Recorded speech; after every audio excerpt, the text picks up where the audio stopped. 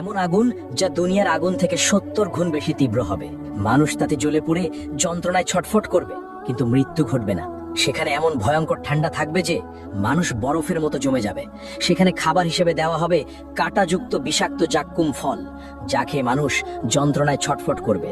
Glass দিয়ে তাদেরকে পান করানো হবে ফুটন্ত পানি, দুর্গন্ধযুক্ত রক্ত ও পুজ।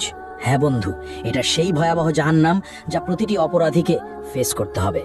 আসুন এই ভিডিওতে সেই জাহান্নামের শুরু থেকে শেষ পর্যন্ত গল্প শুনে আসি, যার প্রতিটি কথা কোরআন ও হাদিস থেকে নেওয়া, কিন্তু দৃশ্যগুলো আর্টিফিশিয়াল ইন্টেলিজেন্সের সূক্ষ্ম কল্পনা শক্তির তৈরি।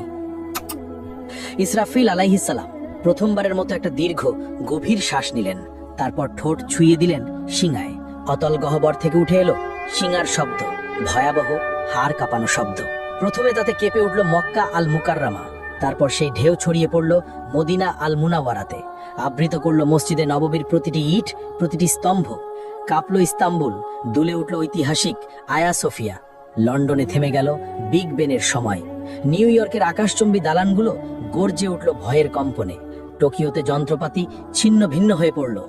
একই মুহূর্তে গোটা পৃথিবীর প্রতিটি প্রান্তে ছড়িয়ে পড়ল সে বিকট শব্দ। আকাশের তারারা একে একে নিভে যেতে লাগলো। সেই দীপ্তিমান সূর্য ডুবে গেল অদৃশ্য অন্ধকারে, আর চাঁদ ভেঙে টুকরো টুকরো হয়ে গেল আকাশের বুকে। মুহূর্তেই সমগ্র মহাবিশ্ব এক বিশাল কবরস্থানে রূপ নিল। নেমে এলো নীরব নিস্তব্ধতা। সবকিছু সম্পূর্ণ অন্ধকার, সবকিছু মৃত্যু কোলে ঢলে পড়েছে। সবকিছু আচ্ছাদিত হয়ে গেল, শুধু আল্লাহ অবশিষ্ট রইলেন। ঘোষণা আসলো, আজ কার জন্য রাজত্ব? কিন্তু কেউ উত্তর দিল না। কতক্ষণ স্থায়ী হলো এই ভয়াবহ নীরবতা? 40 বছর, নাকি 40 দিন, নাকি 40 ঘন্টা? কেউ জানে না, কারণ সময়ও থেমে গেছে, স্থানও বিলীন হয়ে গেছে। শুধু আল্লাহ জানেন এই অপেক্ষার দৈর্ঘ্য কত হবে। মৃতরা মিশে গেছে মাটির সঙ্গে, হাড়গুলো মিশে গেছে ধুলায়, চুলগুলো পচে গেছে, নখেরও অস্তিত্ব নেই। কিন্তু আত্মাগুলো এখনো অপেক্ষায় আছে। বারজাকের জগতে তারা অপেক্ষা করছে, কারোর জন্য কবরের শাস্তি, কারোর জন্য কবরের নেয়ামত। কিন্তু সবাই অপেক্ষায়। তারপর এলো সেই পবিত্র মুহূর্ত। দ্বিতীয় আদেশ প্রতিধ্বনিত হলো, সিঙায় আবার ফু দাও ইসরাফিল। ফলে ইসরাফিল নিলেন দ্বিতীয়বার গভীর শ্বাস। কিন্তু এবার তা ভিন্ন, এবার তা জীবনের শ্বাস, এবার তা পুনরুত্থানের শ্বাস। ইসরাফিল দ্বিতীয়বারের মতো সিংগায় ফু দিলেন। শব্দ ছড়িয়ে গেল সর্বত্র। পৃথিবী ফেটে যেতে লাগলো প্রচন্ড শব্দে। এক এক করে কবরগুলো খুলে গেল। ভেতর থেকে উঠলো হাত, তারপর বাহু, তারপর মাথা। হাড়গুলো এক একে জোড়া লাগলো। মাংস জুড়ে গেল হাড়ের সঙ্গে, চুল গজিয়ে উঠলো মাথায়, চোখ বসে গেল চোখের কোটরে। প্রতিটি মানুষ দাঁড়িয়ে গেল একে একে, ধুলো মাটিতে ঢাকা, অবাক, নগ্ন, ভীত আর কাঁপছে। তারা জিজ্ঞেস করলো, কে আমাদের ঘুম থেকে জাগালো? তারপর তারা মনে করলো সেই ভয়াবহ সত্য। তারা বলতে লাগলো, হায় আফসোস আমাদের, নবীগণ সত্য বলেছিলেন। এটাই সেই প্রতিশ্রুতি যা দয়াময় আল্লাহ দিয়েছেন। এই চিৎকার ছড়িয়ে পড়লো চারদিকে, প্রতিধ্বনিত হলো আর্তনাদ। কিন্তু এখন অনেক দেরি হয়ে গেছে। ভয়ঙ্কর ভয় বিরাজ করছে সবখানে। তারা পালানোর জায়গা খুঁজছেন, কিন্তু নেই। তারা লুকানোর জায়গা খুঁজছেন, কিন্তু তাও নেই। তারপর দূর থেকে ভেসে আসছে কণ্ঠস্বর। ফেরেশতাগণ বললেন, লাইন ধরো, সবাই হাসরের ময়দানে যাও। এই আদেশ শুনে মানুষ যেন পালহারা ভেড়ার পাল টেনে নেওয়া হচ্ছে একে একে, দলবদ্ধভাবে। কাঁপতে কাঁপতে হাঁটছে, শ্বাস আটকে যাচ্ছে, হৃদপিণ্ড দ্রুত কাঁপছে। তারা ফিসফিস করছে, ইয়া রাব্বি, ইয়া রাব্বি। কিন্তু এখন অনেক দেরি হয়ে গেছে। যখন সুযোগ ছিল দুনিয়ায়, তখন তারা নামাজ পড়েনি, তখন তারা আল্লাহকে মনে রাখেনি। এখন মনে পড়ছে, কিন্তু খুব দেরি হয়ে গেছে। এদিকে হাসরের ময়দান পৃথিবীর মতো বিস্তৃত, বরং আরো প্রশস্ত। কোটি কোটি মানুষ, অসংখ্য প্রাণ একত্রে। আদম আলাইহিস সালাম থেকে শেষ নবজাতক পর্যন্ত সবাই এখানে উপস্থিত। অসংখ্য ভিড়, শ্বাস নেবার জায়গা নেই, চলাফেরার জায়গা নেই। মানুষ ভয়ে একে অপরকে চেপে ধরছে। সূর্যকে কাছে আনা হয়েছে ঠিক মাথার উপরে, শুধু 1 মাইল দূরে। কি অসহ্য তাপ! শরীর থেকে ঘাম ঝরছে অবিরত। কেউ তাদের গোড়ালি পর্যন্ত ঘামে ডুবে আছে, এরা সামান্য পাপী। কেউ হাঁটু পর্যন্ত ডুবে আছে, এরা মাঝারি পাপী। কেউ কোমর পর্যন্ত ডুবে আছে, এরা অনেক পাপী। কেউ গলা পর্যন্ত ডুবে আছে, এরা মারাত্মক পাপী। কেউ ঘামের মধ্যে মুখ নাক ঢেকে আছে, এরা সবচেয়ে ভয়ঙ্কর পাপী। তারা ঘামে ডুবে যাচ্ছে, কিন্তু মরতে পারছে না, কারণ মৃত্যু আর নেই। এই শাস্তির মধ্যেই সময় অতিবাহিত হচ্ছে। বছরের পর বছর কেটে যাচ্ছে, তবুও তারা দাঁড়িয়ে হাসরের ময়দানে। 1000 বছর গেল, 2000 বছর গেল, 3000 গেল, 5,000 গেল, 10,000 গেল, এইভাবে 50,000 বছর চলে গেল। তবুও তারা অপেক্ষায়, তারা কাঁদছে, ইয়া রাব্বি, ইয়া রাব্বি, আমাদের বিচার শুরু করো না এখনই। এই অপেক্ষা শাস্তির চেয়েও কঠিন। আমাদেরকে জাহান্নামে নিক্ষেপ করো, কিন্তু তবু এই অপেক্ষা শেষ করো, আমরা আর পারছি না। কিন্তু আল্লাহ, যিনি ন্যায় বিচারক, তাদেরকে অপেক্ষায় রাখলেন, কারণ দুনিয়ায় তারা তার আদেশকে অপেক্ষায় রেখেছিল। তারা সালাত বিলম্ব করেছিল, তারা তওবা পিছিয়ে দিয়েছিল, আর আজ তারাই অপেক্ষায়। এমন সময় জাহান্নামের আগমন।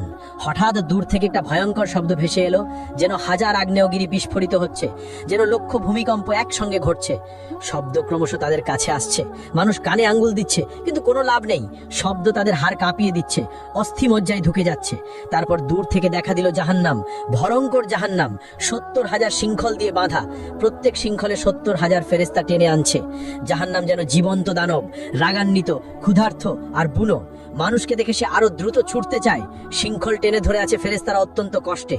জাহান্নাম গর্জে উঠছে, সে মানুষকে কেটে চায়। যখন হাসরের মাঠের দিকে আসে, তার ক্রোধ আর ধরে রাখা যায় না। হঠাৎ ভেতর থেকে বের হলো এক বিশাল অগ্নিপিণ্ড, একটি মোটো পাহাড়ের মতো আকারের জ্বলন্ত দাউ দাউ করা আগুন। বিদ্যুতের গতিতে হাসরের মাঠের দিকে ছুটে এলো। কয়েক সেকেন্ডের মধ্যে মানুষের কাছে পৌঁছে গেল।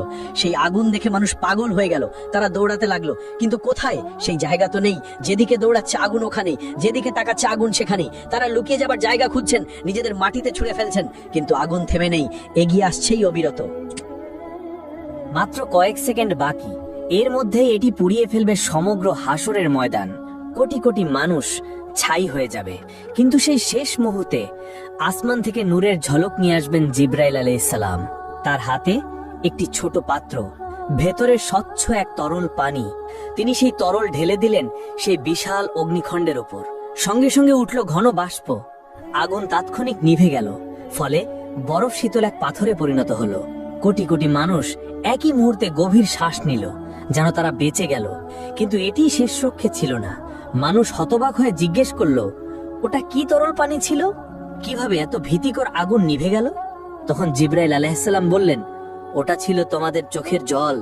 দুনিয়ায় যে চোখের জল তোমরা ফেলেছিলে, রাতের বেলায় সালাতে কাঁদতে কাঁদতে, আল্লাহর ভয়ে, তার ভালোবাসায়, নিজের গুনাহের অনুশোচনায়, কুরআন পড়তে গিয়ে, আজান শুনতে গিয়ে, মায়ের বাবার জন্য দোয়া করতে গিয়ে, এটা সেই পবিত্র অশ্রু। এগুলোই এই আগুন নিভিয়েছে, তোমাদেরকে রক্ষা করেছে, কিন্তু তা কেবল অল্প সময়ের জন্য। তখন মুমিনরা আনন্দে কেঁদে বলল, আলহামদুলিল্লাহ, আলহামদুলিল্লাহ। আর কাফেররা ভয়ে কাঁপবে আরো বেশি, কারণ তাদের কোনো অশ্রু নেই, ফলে তাদের রক্ষাকারীও নেই। অতঃপর হিসাবের সময় এসে গেল। নাম ধরে ডাকা হচ্ছে একে একে।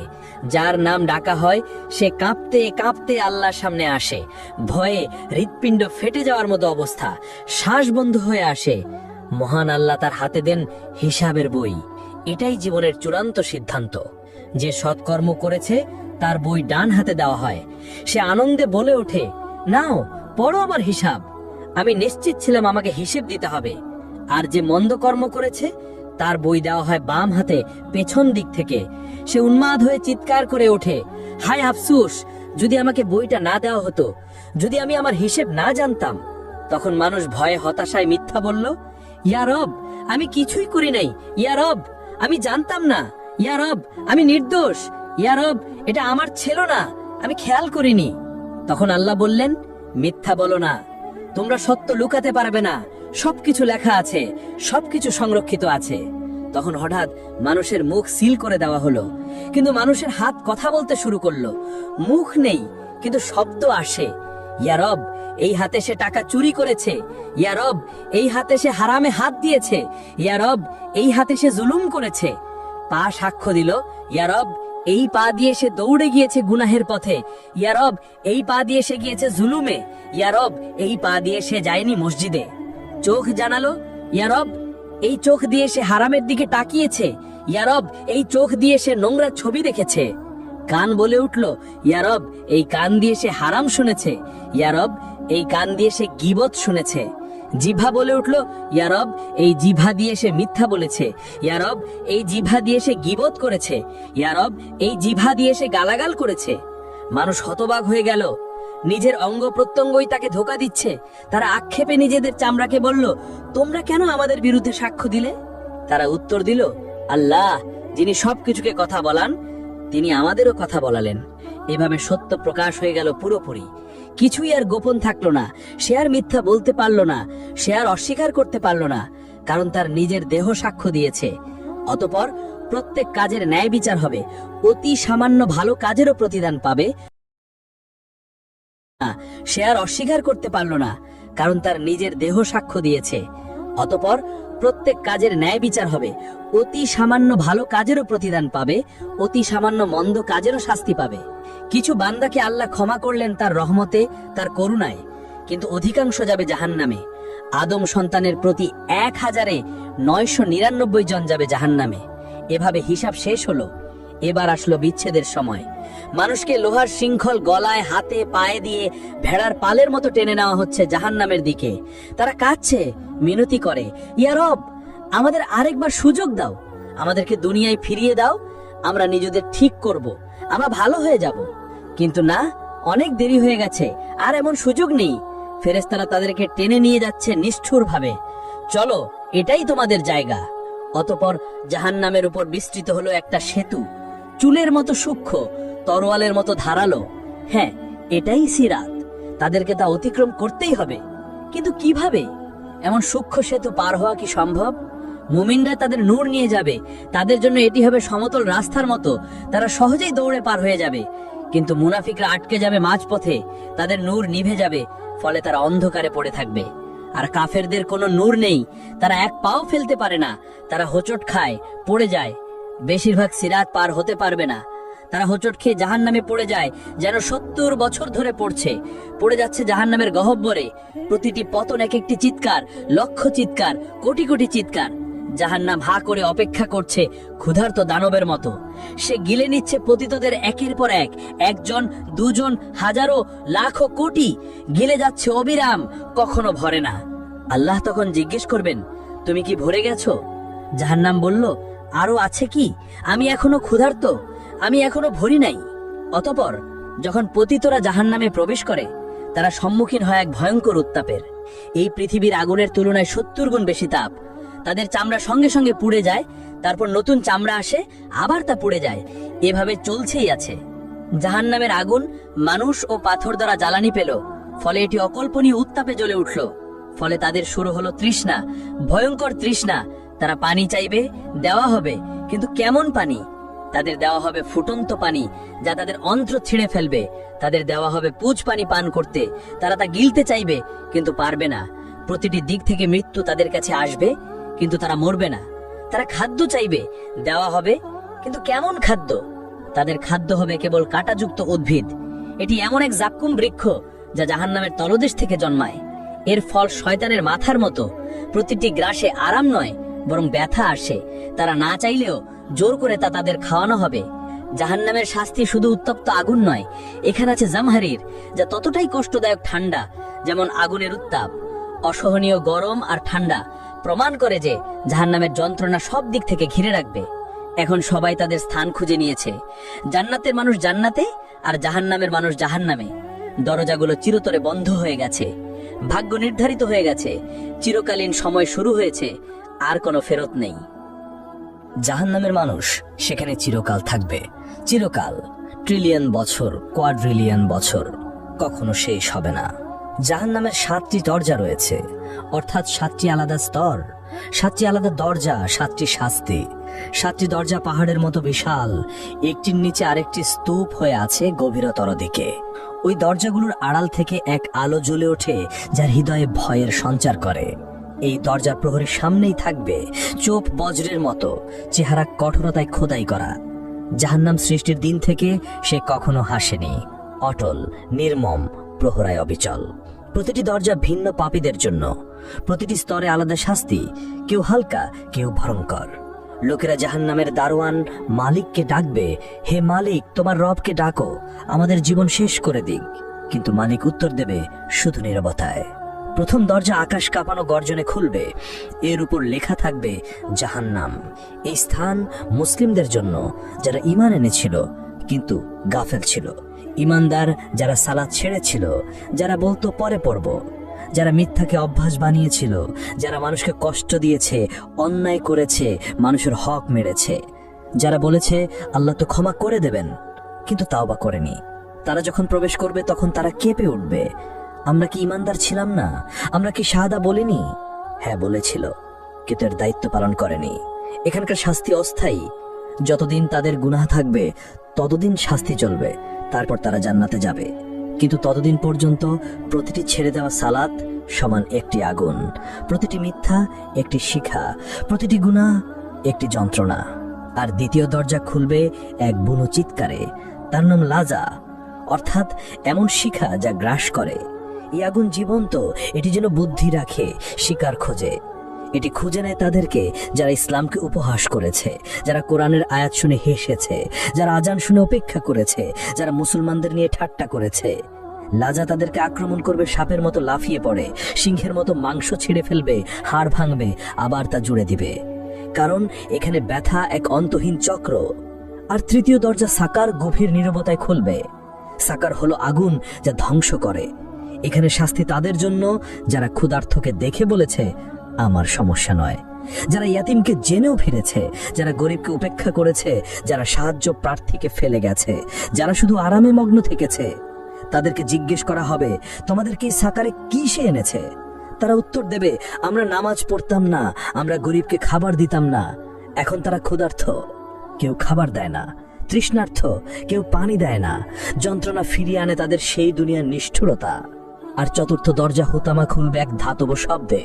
হুতামা এমন আগুন যার হৃদয় চূর্ণ করে। এখানে সোনা রূপাও আছে, কিন্তু কি ধরনের সোনা রূপা?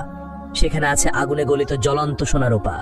যেসব ধনীরা ধন গণনা করত বারবার, যারা বলতো আর একটু চাই, যারা গরিবকে বিদ্রুপ করেছে, সম্পদকে উপাসনা করেছে, তাদের শাস্তি এখানেই হবে।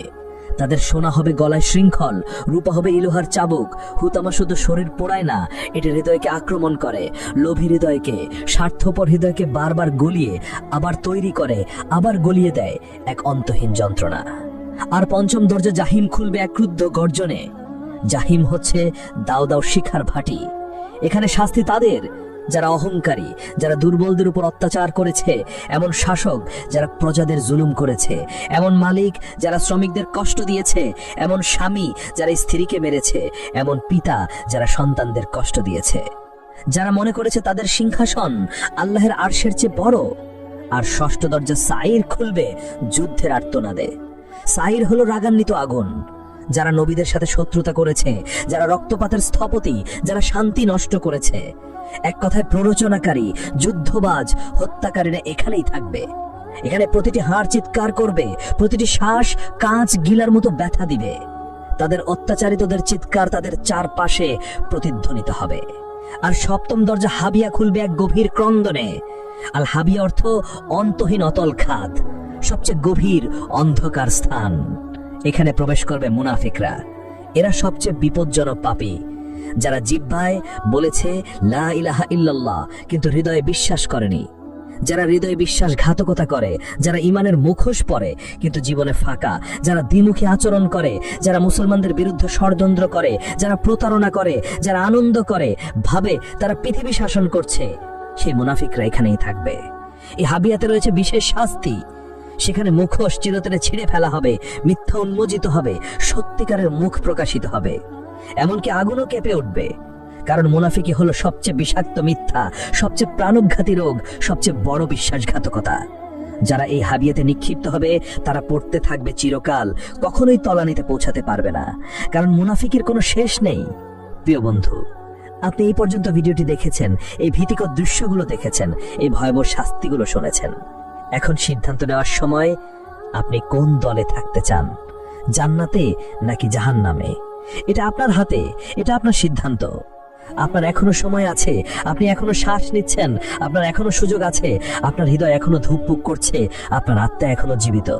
তাওবার দরজা এখনো খোলা, কিন্তু কতদিন পর্যন্ত? আজ রাত পর্যন্ত, নাকি আগামীকাল পর্যন্ত, নাকি পরের সপ্তাহ পর্যন্ত? কেউ জানে না, শুধু আল্লাহ জানেন। সিংহে যে কোনো মুহূর্তে ফু দেওয়া যেতে পারে, যে কোনো শ্বাসে, যে কোনো সেকেন্ডে। ইসরাফিল অপেক্ষা করছে আল্লাহর আদেশের জন্য। আর আপনি এখনো গাফেল, এখনো খেলায় মেতে আছেন, এখনো বলছেন পরে করব, পরে সালাত পড়ব, পরে তাওবা করব, পরে নিজেকে ঠিক করব। কিন্তু সেই পরে যদি আর কখনো না আসে, যদি আজ রাতই হয় আপনার শেষ রাত, আপনি কি প্রস্তুত? সত্যি কি প্রস্তুত?